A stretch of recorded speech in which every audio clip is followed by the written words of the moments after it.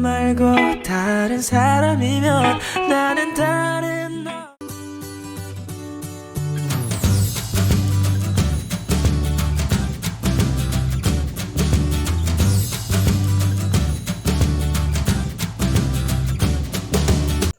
Halo semuanya, perkenalkan saya Renata Aulianti Saputri Lentar, saya dari kelas 11C. Di sini saya akan menjelaskan tentang peristiwa atau kejadian yang terjadi di lingkungan sekitar atau di Indonesia selama 2 tahun terakhir yang tergolong dalam ATHG. Telah membuka dan memampatkan kawasan hutan. Tersangka sekaligus pemilik PT Duta Indah Palma Group Surya Darmadi menjadi buronan KPK dan Kejaksaan Agung menyerahkan diri. Surya Darmadi langsung dibawa ke Kejaksaan Agung untuk menjalani pemeriksaan. Peristiwa atau kejadian yang akan saya jelaskan adalah kasus penyerobotan lahan hutan di Riau untuk dijadikan sebagai lahan kelapa sawit. Kejaksaan Agung mengumumkan penetapan tersangka konglomerat perkebunan kelapa sawit Surya Darmadi berusia 72 tahun pada Senin 1 Agustus 2022. Surya Darmadi menyerobot lahan hutan di Riau seluas 37.000 hektar. Akibat tindakan tersebut, negara diduga mengalami kerugian hingga 78 triliun rupiah. Selain itu, Surya Darmadi juga ditetapkan sebagai tersangka pencucian uang. PT Duta Palma Group milik Surya Darmadi melakukan pengelolaan lahan seluas 37.095 hektar secara tanpa hak melawan hukum yang mengemban kerugian daerah perekonomian negara. Pengelolaan lahan tanpa dilandasi oleh surat perizinan. Surya Darmadi didakwa memperkaya diri sendiri, merugikan negara dan perekonomian negara.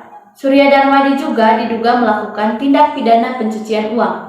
Surya Darmadi awalnya ditetapkan sebagai tersangka dalam kasus suap terkait pengajuan revisi alih fungsi hutan di Riau sejak 2014. Surya Darmadi sempat melarikan diri ke luar negeri dan baru menyerahkan diri pada 15 Agustus 2022. Surya Darmadi dituntut dengan pidana penjara seumur hidup dalam kasus dugaan korupsi dan pencucian uang. Jaksa penuntut umum juga meminta majelis hukum menghukum membayar denda sebesar 1 miliar rupiah subsidi 6 bulan kurungan. Jaksa turut menuntut Surya Darmadi membayar uang pengganti atas kerugian negara sebesar 4 triliun rupiah dan kerugian perekonomian negara sebesar 73 triliun rupiah. Putusan akhir, Majelis Hakim memvonis Surya Darmadi dengan hukuman 15 tahun penjara dan denda sebesar 1 miliar rupiah. Inilah Surya Darmadi, sosok yang sempat menjadi buronan korupsi sejak tahun 2019. Surya Darmadi adalah tersangka mega korupsi kasus alih fungsi lahan hutan di Provinsi Riau. Pebisnis sekaligus konglomerat Surya Darmadi ditetapkan sebagai tersangka dalam 2 kasus korupsi. Surya Darmadi diduga melakukan korupsi senilai total 78 triliun rupiah.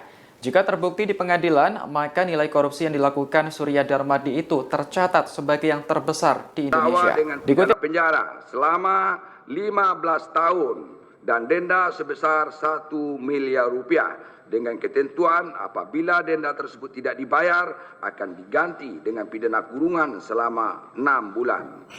Peristiwa atau kejadian yang saya jelaskan ini termasuk dalam tindakan korupsi. Tindakan korupsi termasuk dalam ancaman, tantangan, hambatan, dan gangguan bagi negara. Kasus ini termasuk dalam ATHG karena alasan-alasan berikut, yakni yang pertama, melanggar hukum dan etika.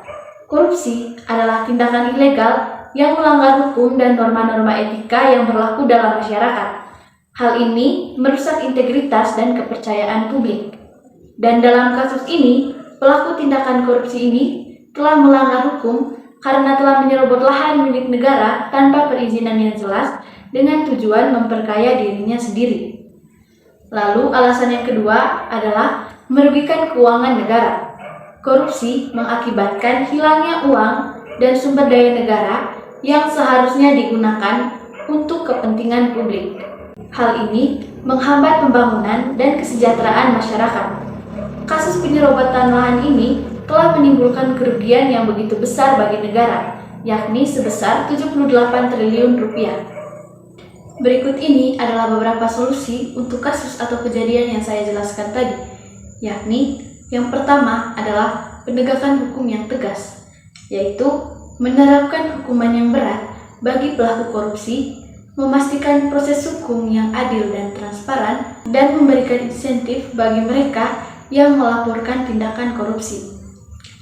Lalu, solusi yang kedua adalah peningkatan transparansi dan akuntabilitas, yakni meningkatkan transparansi dalam proses pengadaan barang atau jasa pemerintah, memperkuat sistem pengawasan dan audit internal, dan mendorong keterlibatan masyarakat dalam pengawasan. Lalu, solusi yang ketiga adalah reformasi birokrasi dan tata kelola pemerintahan, yakni menyederhanakan prosedur dan perizinan, meningkatkan integritas dan profesionalisme aparatur pemerintah, dan menerapkan sistem remunerasi yang adil dan kompetitif. matter.